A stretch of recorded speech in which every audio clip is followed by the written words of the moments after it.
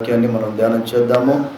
2వ దినవృత్తాంతాల గ్రంథం 20వ అధ్యాయము 20వ వచనం మనము చదువుకుందాం. కింద మరి 3వ లైన్ చదువుదాం. యూదావారులారా, యెరూషలేము కాపురస్తులారా, నా మాట వినుడి, మీ దేవుడైన యెహోవాను నమ్ముకొనుడి, అప్పుడు మీరు స్థిరపరచబడుదురు.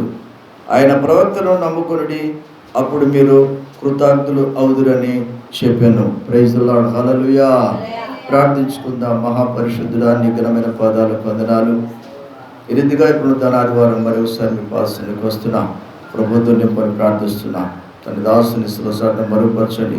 ఆత్మదేవుడా, నీ నోటు బోరగా వాడుకోమని, పరిశుద్ధాత్మదేవ నీ అగ్ని అభిషేకం చేత ఇదిగో నీ వాక్కుని విడుదల కలగచేసి వినగలిగిన చెవులు, గ్రహించగలిగినటువంటి హృదయము ఏదో నీ బిడ్డలకై మాకు దయచేయమని యేసు నామములో అడిగి పొందుకున్నాం తండ్రి. Amen. Praise the Lord. Hallelujah. కాబట్టి ఇక్కడ వాక్య భాగాన్ని మనం పరిశీలన చేస్తున్నప్పుడు, నా ప్రియమైన దేవుని సంగమా,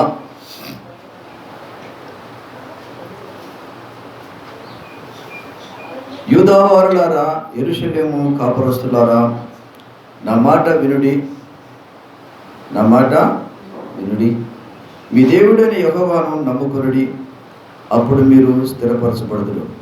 ఆయన ప్రవక్తలను నమ్ముకొనుడి, అప్పుడు మీరు కృతజ్ఞులు అవుతురు. దేవునికి స్తోత్రం. చూడండి, ఇప్పుడు దేవుని పిల్లలు, ఇక్కడ మరి యెహోషాపాతు జీవించినటువంటి దినాల్లో రాజుగా పరిపాలన చేస్తున్న సందర్భంలో ఆ 20వ అధ్యాయం 1వ వచనాన్ని మనం పరిశీలన చేసుకున్నప్పుడు, అక్కడ చుట్టూ శత్రువులు దండెత్తి వస్తున్నారు.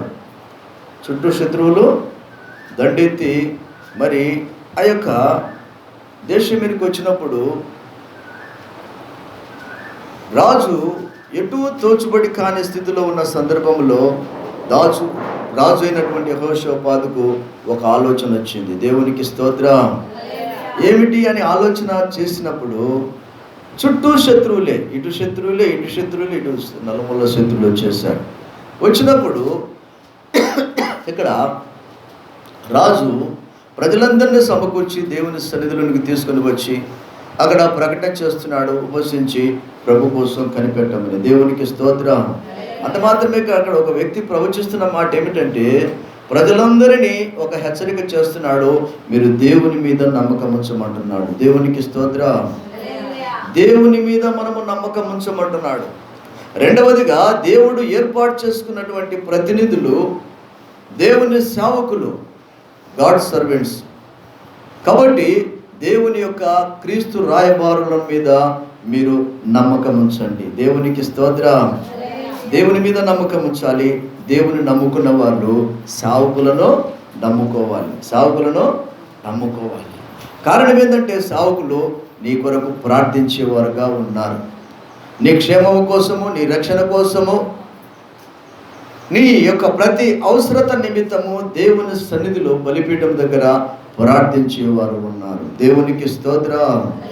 కాబట్టి దేవుని వాక్యం సెలవిస్తున్న మాట ఏమిటంటే, ఎటువంటి ప్రతికూల పరిస్థితులు నిన్ను చుట్టుముట్టి వెంటాడి నిన్ను తరుముతున్నప్పటికీ కూడా నీవు ఉంచవలసినటువంటి నమ్మిక నీ దేవుని మీద, రెండవది నీవు ఆరాధించుతున్న దేవుణ్ణి పరిచయం చేసినటువంటి దైవ సేవకుల మీద.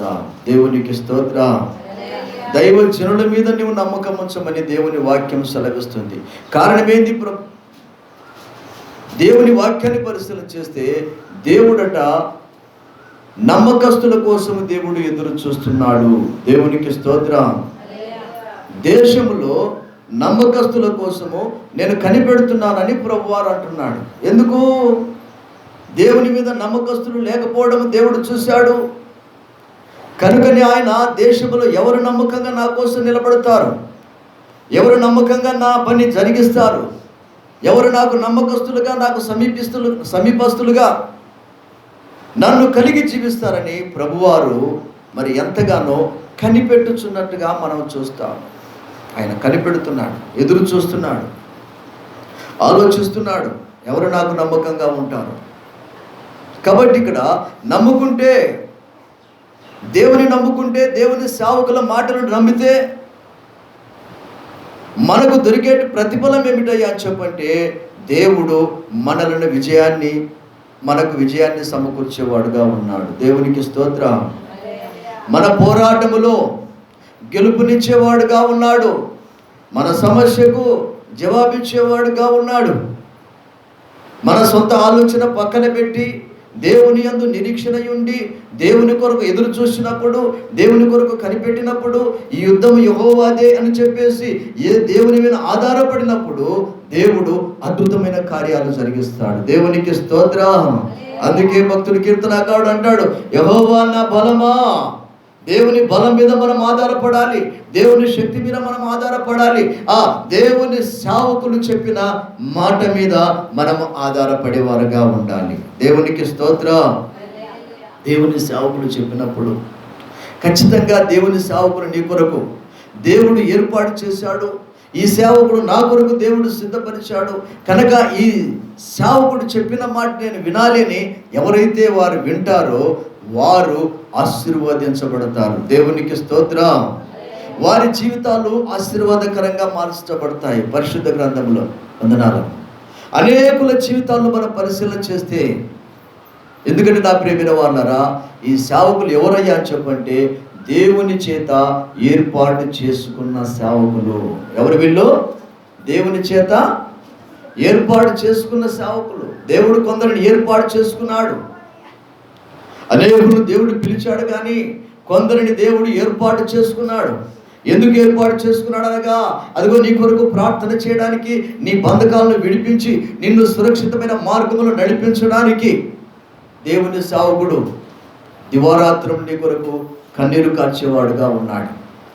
నీ కొరకు ప్రార్థించేవాడు. నువ్వు ప్రశాంతంగా ఇంటికి వెళ్తావు, నీ పని నుంచి చూసుకుంటుంటావు. నువ్వు కొన్నిసార్లు మర్చిపోతావు, ప్రశాంతంగా నువ్వు నిద్రపోతావు.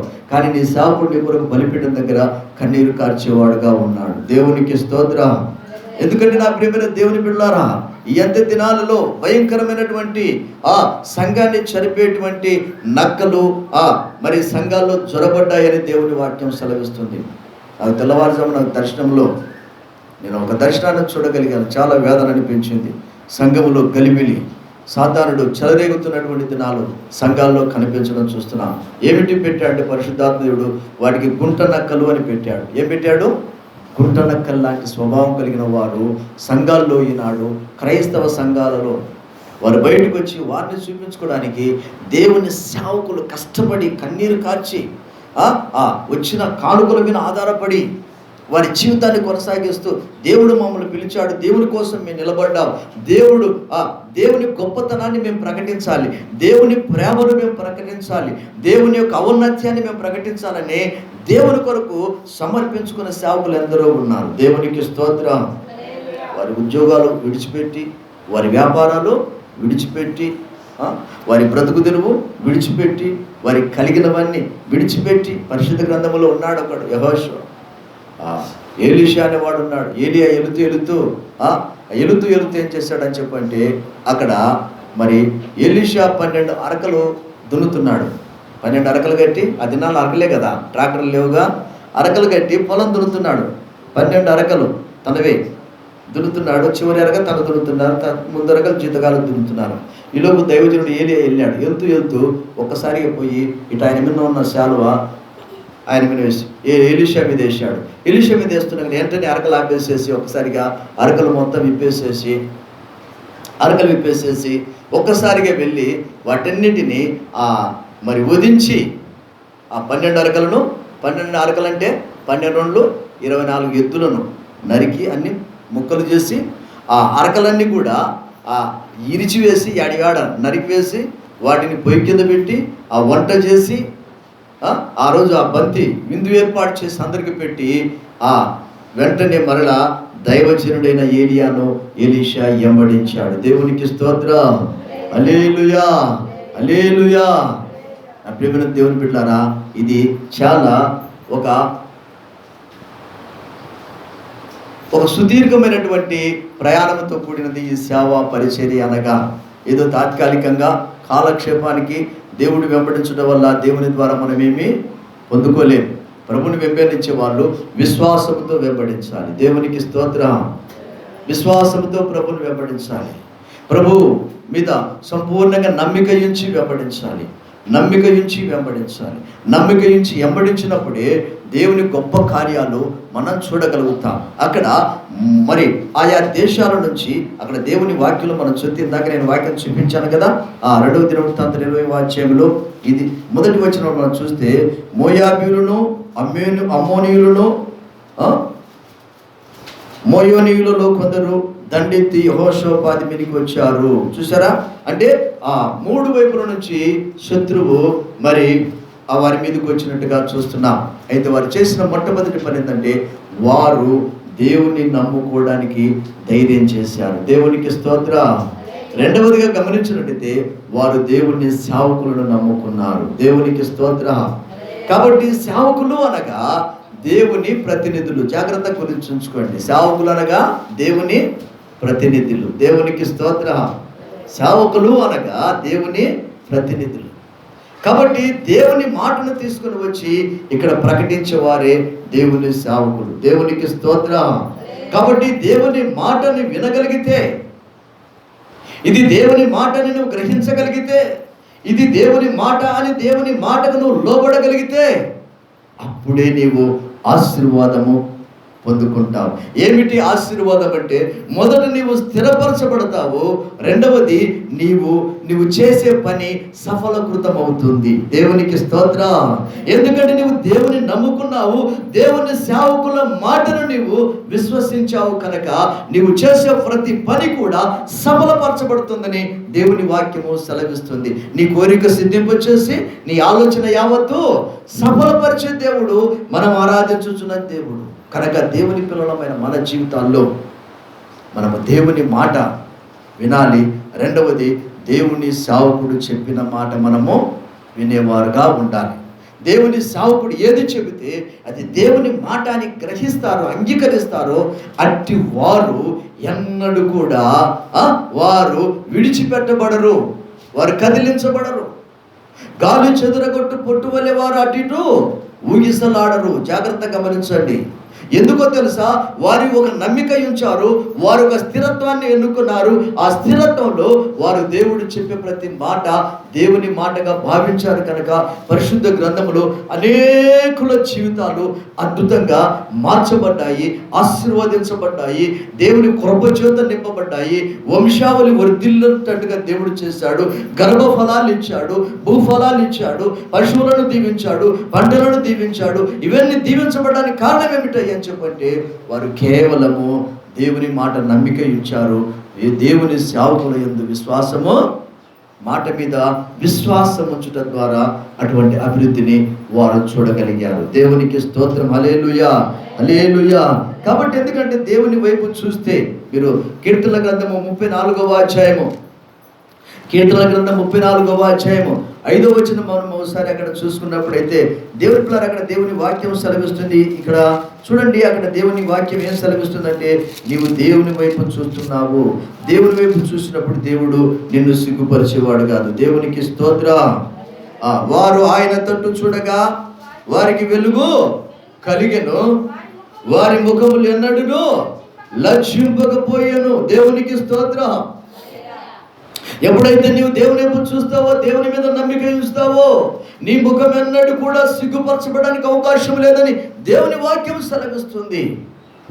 నువ్వు దేవుని వైపు చూడకుండా, దేవుని మీద నమ్మిక ఉంచకుండగా, దేవుని మాటకు లోబడకుండగా నీవు అనేక సందర్భాల్లో నువ్వేం చేస్తున్నావు అంటే నిర్లక్ష్యం చేస్తున్నావు. నువ్వు దేవునికి దూరం అయిపోతున్నావు, దేవునికి దూరం అయిపోతున్నావు. నీవు కావాలని కాదు, కానీ అపవాది నిన్ను మంచి వ్యక్తిని కూడా దేవుని దగ్గరికి రాకుండా దేవుడు నీ కొరకు దాచినటువంటి శ్రేష్టమైన ధన నిధులు అదిగో నీవు అనుభవించకుండా సాతానుడు ఏం చేస్తున్నాడంటే, వాడు నిన్ను పక్కకు తప్పించి వేస్తున్నాడు, దేవునికి దూరంగా చేస్తున్నాడు.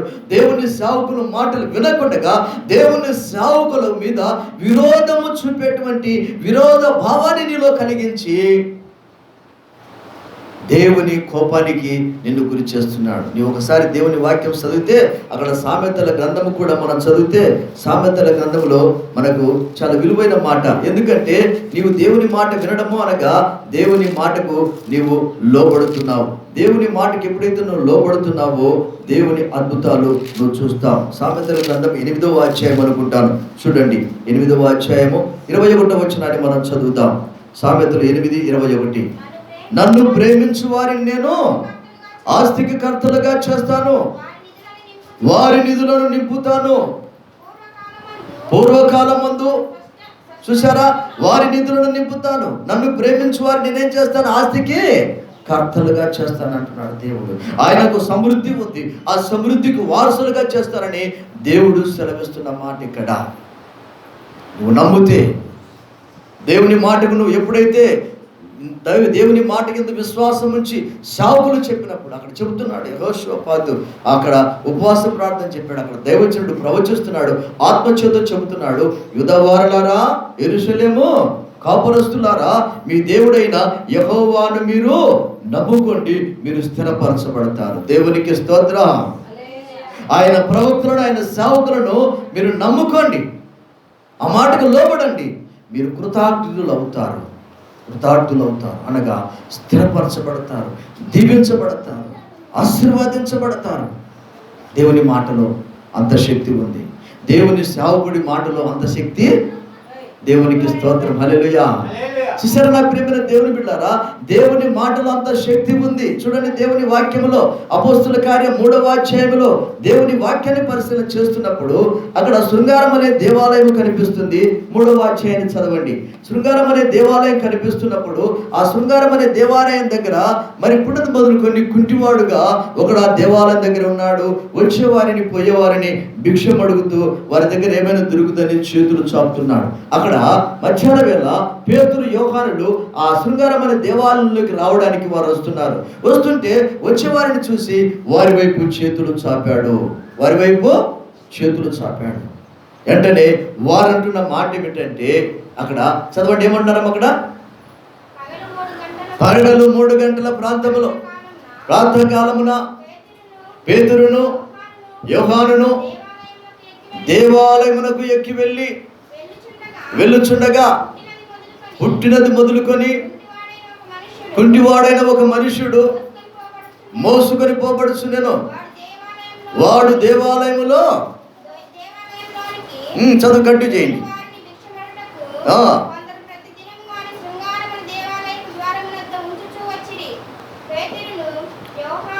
పేతురును యోహానును దేవాలయములో ప్రవేశింపబోనప్పుడు వాడు చూసి భిక్షమడుగగా పేతురును యోహానును వాడిని తేరి చూసి మా తట్టు చూడు.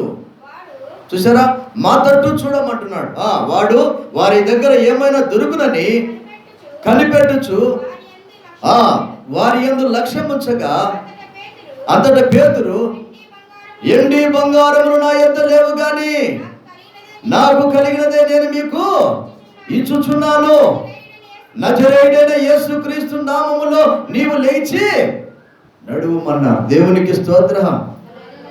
రక్షించబడి బాప్తిసం పొందుకొని బిత్తర మాటలు చెప్పి, నా ప్రియమైన దేవుని బిడ్డలారా, దేవునికి ఎంత కోపము కన్న బిడ్డలు దూరం అవుతుంటే, దేవునికి ఎంత కోపము సేవకుడు కన్న బిడ్డలు దూరం అవుతున్నప్పుడు.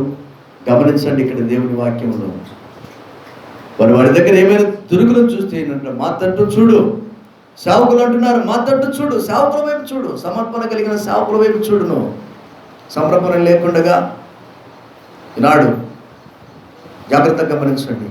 వారు అంటున్నారు, ఎండి బంగారములు మా యొద్ద లేవు కానీ మాకు కలిగినదే మీకు ఇస్తున్నా. దేవునికి స్తోత్రం. నాకు కలిగింది నేను నీకు ఇచ్చుచున్నాను. చూసారా నా ప్రియమైన దేవుడు, ఏం కలిగింది వాళ్ళకు? ఏమంటారమ్మ అక్కడ? నజరేయుడైన యేసు నామములో నడుమని చెప్పగా వాడు దిక్కున లేచి వాని పాదములు శీలమండలములు బలమును పొందుకొని వాడు దిక్కున లేచి నిలిచి నడిచెను. దేవునికి స్తోత్రం చెల్లిద్దాం.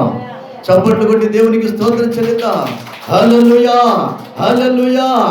దిగ్గున లేచి నిలిచి వారితో కూడా నడుస్తున్నాడు. వారితో కూడా నడుస్తున్నాడు. ఏముంది సేవకుడి దగ్గర?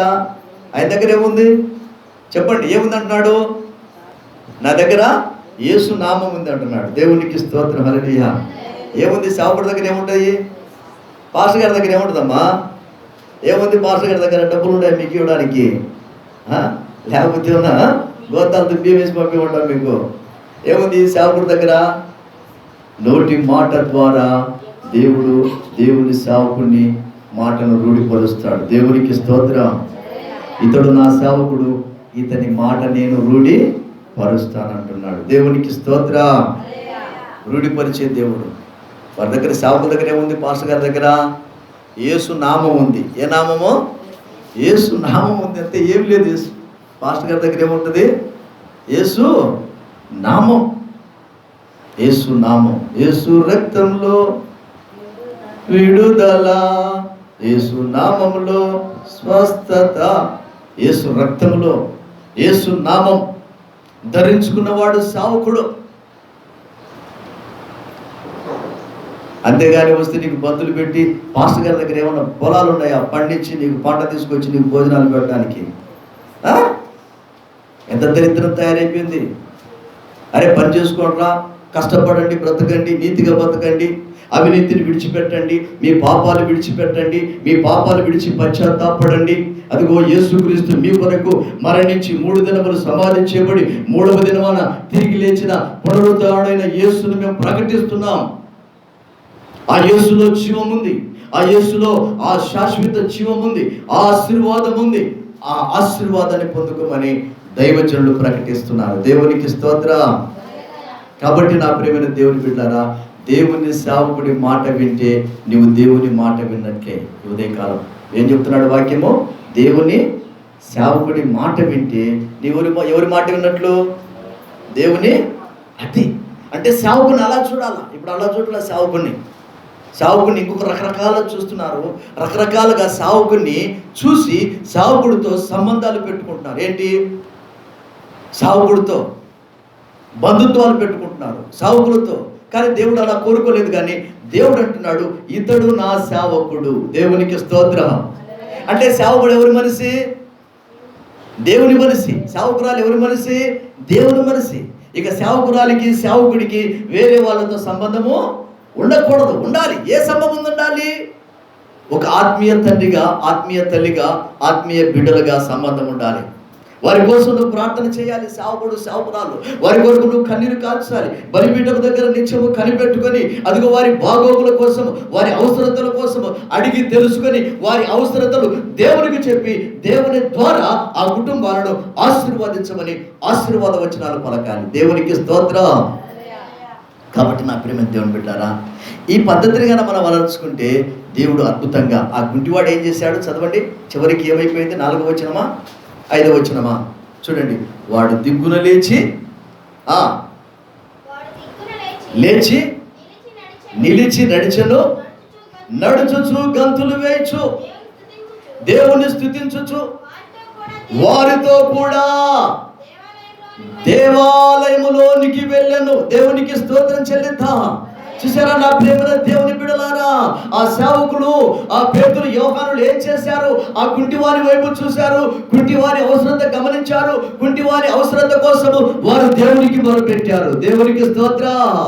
వారు అదిగో నా దగ్గర డబ్బులు ఉన్నాయి బాగు చేయించుకోమని, లేకపోతే నా దగ్గర ఉన్నాయి నువ్వు ఆహారం తినమని, నా దగ్గర ఇదిగుంది ఇది తీసుకోమని వారికి ఉన్న భౌతికమైన వస్తువులు ఆ కుంటివారికి ఇవ్వలేదు. కానీ యేసు నామాన్ని కుంటివారికి ఇచ్చారు. దేవునికి స్తోత్రం. యేసు నామము శక్తి కలిగిన నామము. మా దగ్గర అదిగో నువ్వు చూస్తున్నావు, మా దగ్గర ఏమైనా దొరుకుతావని. ఎందుకంటే నీకు ఆ అలవాటు ఉంది. సహజంగా కుంటోడు, అడుక్కునేవాడు, అతడు వచ్చిపోయే వారి వైపులు చూస్తాడు. ఎందుకు చూస్తాడు? ఏదైనా చెప్పండి, తెలిసిన మాటలేకవి ఏమైనా కొంత సహాయము చేస్తారని, ధర్మము చేస్తారని వాటి కోసం చూస్తున్నాడు. కానీ ఇక్కడ వీరు వచ్చారు, వీరి దగ్గర ఏమి లేవు. దేవునికి స్తోత్రం. వీరి దగ్గర ఏమి లేవు, కానీ వీరి వైపు చూస్తుంటే వీరు అతని వైపు చూసి, అబ్బాయి నువ్వు మా వైపు చూడరా, నువ్వు మా వైపు చూడు, ఏమైనా ఇస్తారేమో చూస్తుంటే మా దగ్గర నువ్వు ఆలోచించేది మా దగ్గర లేదు, నువ్వు అడగాలనుకున్నది మా దగ్గర. దేవునికి స్తోత్రం. హల్లెలూయా. ఒకవేళ మా దగ్గర ఉన్నా అందరు ఇచ్చినట్లు మేము ఇచ్చినా, వినండి జాగ్రత్తగా, ఒకవేళ మా దగ్గర ఉన్నా అందరు ఇచ్చినట్లు మేము ఇచ్చినా అవి తాత్కాలికంగా నీ కుంటితనాన్ని బాగు, అంతేనా కాదా? అందరు ఇస్తున్నారు, తీసుకుంటున్నాడు, వారిని మోసుకొచ్చేవారు వీడు తింటున్నారు, తాగుతున్నారు, కాలం వెళ్ళిపోతుంది, సంవత్సరాలు గడిచిపోతుంది, కానీ వీడి కుంటితనం పోలేదు, వీడి దరిద్రము పోలేదు. ఇక్కడ సేవకులు అంటున్నారు, అబ్బాయి అందరిచ్చినట్లు మేము ఇవ్వడానికి రాలేదు, ఇప్పుడు మేము ప్రత్యేకత కలిగి ఉన్నాము, మేము కలిగి ఉన్న దేవుడు ప్రత్యేకమైన దేవుడు, ఆయనే సర్వశక్తి కలిగిన దేవుడు. దేవునికి స్తోత్రం చెల్లిద్దాం. చప్పట్లు కొట్టి దేవునికి స్తోత్రం చెల్లిద్దాం. నేను ఆరాధించుచున్న దేవుడు సర్వశక్తి కలిగిన దేవుడు. ఎండి బంగారములు మా యొద్ద లేవు, ఎండి బంగారములు మా యొద్ద లేదు. నువ్వు అనుకున్నట్లుగా, నీవు అడిగినట్లుగా, నీవు అదిగో నిత్యము అడుక్కున్నట్లుగా మా దగ్గర నీకు భిక్ష వేయడానికి, మేము భిక్ష వేయడానికి రాలేదు, కానీ నిన్ను స్వతంత్రుడు చేయడానికి వచ్చాం. దేవునికి స్తోత్రం చెల్లిద్దాం. హల్లెలూయా. నువ్వు స్వతంత్రుడు కావాలి, నువ్వు బానిసగా బ్రతకకూడదు, లోబడి బ్రతకకూడదు, ఎప్పుడు అడుక్కునే వాటిలో నుంచి పక్కకి వెళ్ళిపోవాలి. నీవు ఇదిగో అందరికి ఆశీర్వాదకరంగా ఉండాలి, ఎందుకంటే నేను నిన్ను తలగా చేస్తే కానీ తోకగా. దేవునికి స్తోత్రం. నువ్వు నమ్మితే అద్భుతాలు దేవుడు చూపిస్తాడు నీ జీవితంలో. నువ్వు నమ్ముట నీ వలనైతే నమ్మువానికి సమస్తము సాధ్యమని దేవుని వాక్యం సెలవిస్తుంది. ఎంతకాలం అడుక్కొని తింటావు, నువ్వు ఎంతకాలం అడుక్కుంటావు, వాళ్ళ వైపు చేతులు చాపుతావు, నీ పద్ధతి మార్చుకోకుండా, నీ నడక మార్చుకోకుండా, నీ తలపులు మార్చుకోకుండా, అదిగో నీవు దేవునిగా ఆరాధించకుండా, దేవునిగా చూడకుండా, సావుకుడుగా గుర్తించకుండా నువ్వెంతకాలం వచ్చినా ఒకవేళ వాడు కుంటివాడి స్థితి కానీ మన స్థితి ఉండొచ్చునేమో. నేనంటాను రోషం కలిగి, నా ప్రియమైన దేవుని బిడ్డలారా, ఎందుకో తెలుసా, నాకు కూడా చాలామంది నేను వెళ్తే చేయి జాపితే నాకు డబ్బులు ఇచ్చేవాళ్ళు ఉన్నారు. అటువంటి వారిని నేను చూడను. దేవునికి స్తోత్రం. హల్లెలూయా. నన్ను పిలిచి ప్రార్థన చేయించుకొని, పాస్టర్ గారు ప్రార్థన చేయండి, ప్రార్థన చేసి వారికి వాక్యం చెప్పి బలపరిచినప్పుడు వారు ఇచ్చే ప్రతి తీకపు కూడా నాకు ఆశీర్వాదకరంగా ఉంటుంది. దేవునికి స్తోత్రం. ఎందుకంటే పనివాడు జీతానికి పాత్రుడు. నా ప్రియమైన దేవుని బిడ్డలు ఎందుకు చెప్తున్నాను తెలుసా, దేవుని కోసం నువ్వు ఏం చేసినా అది వ్యర్థం కాదు. నీ సేవకుని నువ్వు గుర్తించి నీ సేవకుని మాట నువ్వు వినగలిగితే నీ ఇంటిలో అంత ఆశీర్వాదమే మార్చబడుతుంది. దేవునికి స్తోత్రం. కాబట్టి గమనించు, జాగ్రత్త. ఇంకా కొన్ని సంవత్సరాలకైనా ఒక దైవజనుడిగా చెబుతున్న మాట ఏమిటంటే, నీవు దేవుని నమ్ముకున్నప్పుడు అదిగో నీ యొక్క ఆ కుంటితనము, నీ అంధత్వము, నీ బలహీనత, నీ వంగిపోయిన స్థితి పరిశుద్ధ గ్రంథములు అనేకులు బాగుపడ్డమే కాదు, కానీ వారు స్వతంత్రుడుగా బ్రతకడానికి దేవుడు కృప చూపాడు. అయితే వారు బాగుపడడానికి దేవుడు ఎవరిని వాడుకున్నాడంటే తన సేవకులను వాడుకున్నాడు. దేవునికి స్తోత్రం. తన సేవకులను వాడుకున్నాడు, తన సేవకులను పంపించాడు, తన సేవకుల ద్వారా అద్భుతాలు జరిగించాడు. అందుకే ఇక్కడ దేవుని వాక్యం సెలవిస్తుంది, దేవుని నమ్ముకోమంటుంది. దేవుని నమ్ముకోవడమే కాదు, కానీ దేవుడు పంపిన దైవ సేవకులను నీవు నమ్ముకున్న ఎడల నువ్వు స్థిరపరచబడతావు. దేవునికి స్తోత్రం. ఎప్పుడైతే ఆ మాటలు విన్నారో, మీరు 2వ దినవృత్తాంతాలకు మళ్ళీ వస్తే 20వ అధ్యాయంలోకి, శత్రువులంతా వస్తున్నారు. వీళ్ళు ఏం చేశారు తెలుసా, దేవుణ్ణి స్తుతించుకుంటూ ఉండారు. అక్కడ ఏం చేస్తున్నారు చదవండి, అక్కడ ఏమన్నది 2వ దినవృత్తాంతాలు చూస్తే వారు ఏం చేస్తున్నారు అంటే ఊరికి దేవుణ్ణి స్తుతిస్తున్నారు. వారు కత్తి పట్టలేదు, గదలు పట్టలేదు, యుద్ధానికి సిద్ధపడలేదు, యుద్ధంలో వారు నిలవలేదు, కానీ కేవలము చూడండి నా ప్రియమైన వాళ్ళ 21వ వచనాన్ని మనం చదువుదాం. 21వ వచనాన్ని చూద్దాం. మరియు అతడు జనులను హెచ్చరిక చేసిన తర్వాత, సేవకుడు హెచ్చరిక చేస్తున్నాడు, యెహోవాను స్తుతించుటకు గాయకులను ఏర్పరిచి వారు పరిశుద్ధాలంకారములు ధరించి సైన్యము ముందర నడుచుచు యెహోవా కృప నిరంతరం ఉండును, ఆయనను స్తుతించుడని స్తోత్రము చేయుటకు వారిని నియమించను. దేవునికి స్తోత్రం చెల్లిద్దాం.